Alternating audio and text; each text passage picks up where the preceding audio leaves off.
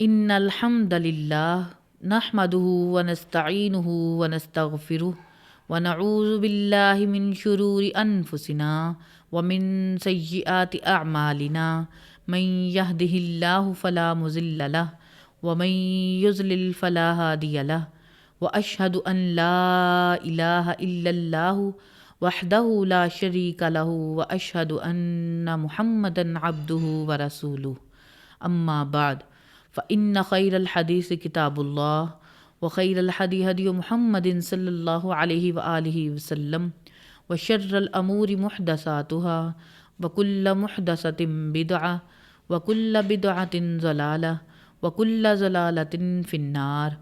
اعوذ باللہ السمیع العلیم من الشیطان الرجیم من حمزہ ونفخہ ونفثہ بسم اللہ الرحمن الرحیم۔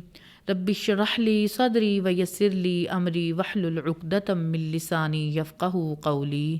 بسم اللہ الرحمن الرحیم۔ ان اللہ وملائکتہ یصلون علی النبی یا ایہا الذین آمنوا صلوا علیہ وسلموا تسلیما۔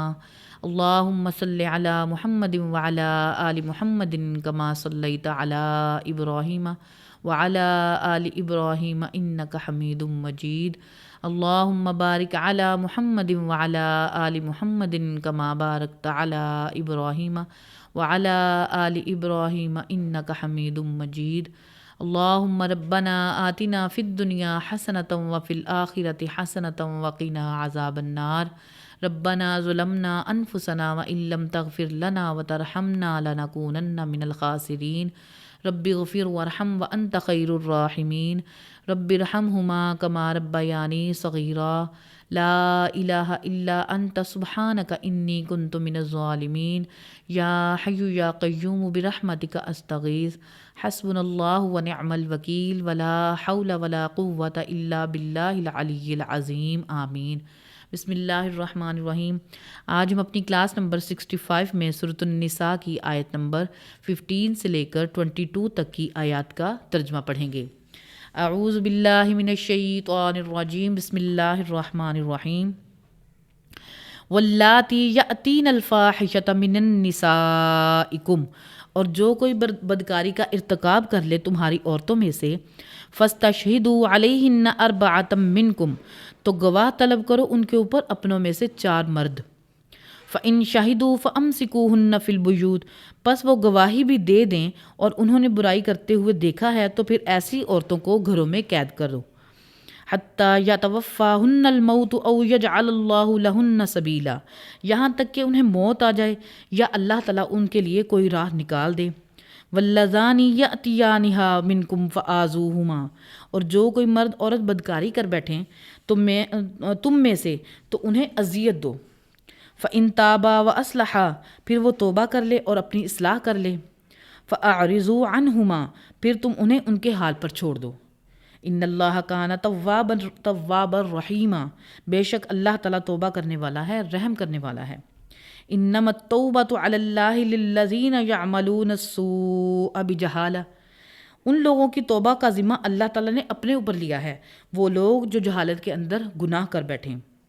ثم یتوبون من قریب، پھر وہ فوراً ہی توبہ کر لیں۔ فاولئک یتوب اللہ علیہم، تو ایسوں کی توبہ اللہ تعالیٰ کے ذمہ کرم کے اوپر ہے۔ وکان اللہ علیما حکیما، اور اللہ تعالیٰ سب کچھ جاننے والا ہے، بڑی حکمت والا ہے۔ ولیست التوبۃ للذین یعملون السیئات، اور ایسے لوگوں کی کوئی توبہ قبول نہیں ہے جو کرتے ہیں برائیاں۔ حتی اذا حضر احدہم الموت قال انی تبت الآن، یہاں تک کہ ان میں سے کسی کو جب موت آ جاتی ہے تو کہتے ہیں اے اللہ میں اب توبہ کرتا ہوں۔ وَلَلَّذِينَ يَمُوتُونَ وَهُمْ کفار، اور نہ ایسے لوگوں کی کوئی توبہ ہے جو اس حال میں مریں کہ وہ کافر تھے، یعنی ایسے لوگوں کی بھی کوئی توبہ نہیں جو کافر ہوں، ایمان لے کے نہ آئے ہوں۔ اولئک اعتدنا لہم عذابا علیما، اور ایسے لوگوں کے لیے تیار کر کے رکھا ہے ہم نے دردناک عذاب۔ اللہم اجرنا من النار، اللہم اجرنا من النار، اللہم انی اعوذ بک من عذاب القبر واعوذ بک من عذاب جہنم واعوذ بک من فتنۃ المسیح الدجال واعوذ بک من فتنۃ المحیا والممات، اللہم انی اعوذ بک من المأثم والمغرم۔ یا ایہا الذین آمنوا لا یحل لکم ان ترثوا النساء کرہا، اے ایمان والو تمہارے لیے حلال نہیں ہے کہ تم عورتوں کے وارث بن جاؤ زبردستی۔ ولا تعضلوہن لتذہبوا ببعض ما آتیتموہن، اور تم انہیں زبردستی روک کے نہ رکھو کہ تم ان کے جو حق مہر ہیں وہ جو تم نے ان کو دینا تھا اور تمہارے ذمے تھا وہ روک لو۔ الا ان یاتین بفاحشۃ مبینہ، ہاں اس صورت میں کہ وہ بے حیائی کھلی بے حیائی کے کسی عورت پر اتر آتی ہے، یعنی کھلی بے حیائی کرتی ہے۔ وعاشروہن بالمعروف، اور زندگی ان بیویوں کے ساتھ معروف طریقے کے ساتھ عمدگی کے ساتھ بسر کرو۔ فَإِن كَرِهْتُمُوهُنَّ فَعَسَىٰ أَن تَكْرَهُوا شَيْئًا، اگر تمہیں اپنی بیویوں کی کوئی بات ناپسند ہو تو اس معاملے میں صبر کرو، شاید جس چیز کو تم ناپسند کر رہے ہو تو اس کے اندر کوئی بھلائی چھپی ہوئی ہو، جیسا کہ سورۃ البقرہ میں آیا ہے۔ اللہ تعالیٰ نے فرمایا کہ بعض اوقات کسی چیز میں تم خیر سمجھ رہے ہوتے ہو اس میں شر چھپا ہوا ہوتا ہے، اور بعض اوقات تم کسی چیز میں شر سمجھ رہے ہوتے ہو اس میں بھلائی چھپی ہوئی ہوتی ہے۔ اللہ تعالیٰ بہتر جانتا ہے، تم نہیں جانتے۔ وَيَجْعَلُ اللَّهُ فِيهِ خَيْرًا كَثِيرًا، اور اللہ تعالیٰ اس میں تمہارے لیے خیر بنا دے۔ بخاری اور مسلم دونوں میں حدیث ہے کہ عورت آدم علیہ السلام کی ٹیڑھی پسلی سے پیدا ہوئی ہے، اسے سیدھا کرنے کی کوشش نہ کرو، اسے توڑ بیٹھو گے، اور اسے توڑنا تم اسے طلاق دے دو گے، اس سے نفع اٹھاؤ۔ صحیح مسلم میں ایک اور حدیث ہے، کوئی بھی مؤمن کسی مؤمنہ سے بغض نہ رکھے۔ اب اسلام میں کہا گیا کہ بیوی کے ساتھ بغض نہ رکھو۔ مسلم شریف میں ہے کہ دنیا برتنے کی جگہ ہے اور سب سے بہترین متاع دنیا کا نیک بیوی ہے۔ ترمذی میں حدیث ہے کہ نبی کریم صلی اللہ علیہ وآلہ وسلم نے فرمایا کہ تم نے کوئی بھی دو محبت کرنے والے میاں بیوی سے بڑھ کر نہیں دیکھے ہوں گے۔ وَإِنْ أَرَدْتُمُ اسْتِبْدَالَ زَوْجٍ مَّكَانَ زَوْجٍ، اگر تمہیں کسی مجبوری کی وجہ سے بیوی کے بدلے دوسری بیوی لانی پڑ جائے۔ ترمذی میں حدیث ہے کہ اللہ تعالیٰ کو حلال چیزوں میں سب سے زیادہ ناپسندیدہ جو چیز ہے وہ طلاق ہے۔ وَآتَيْتُمْ إِحْدَاهُنَّ قِنْطَارًا فَلَا تَأْخُذُوا مِنْهُ شَيْئًا، اگر تم اس بیوی کو جس کو تم فارغ کر رہے ہو اس کو تم ڈھیروں ڈھیر سونا اگر دے چکے ہو تو تمہارے لیے سونا دے چکے تو کچھ بھی اس سے واپس نہ لو۔ أَتَأْخُذُونَهُ بُهْتَانًا وَإِثْمًا مُبِينًا، کیا تم بہتان لگا کر اسے گناہ کرتے ہوئے ان سے مال ہتھیانا چاہتے ہو؟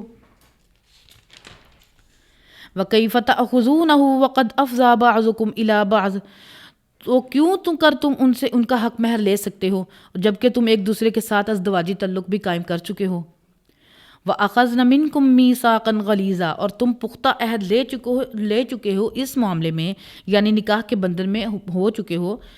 وَلَا تَنْكِحُوا مَا نَكَحَ آبَاؤُكُمْ مِنَ النِّسَاءِ إِلَّا مَا قَدْ سَلَفَ، جن کے ساتھ تمہارے باپ نکاح کر چکے ہوں تو تم ایسی عورتوں کے ساتھ نکاح نہیں کر سکتے۔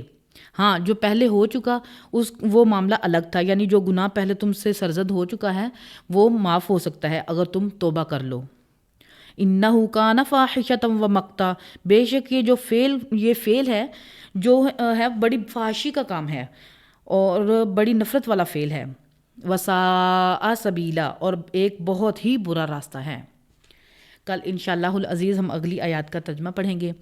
اللہ تعالیٰ ہمارے دلوں میں ہمارے اندر حق بات کو راسخ فرمائے اور کتاب و سنت کی تعلیمات پر عمل کر کے اس کو دوسروں تک پہنچانے کی توفیق عطا فرمائے۔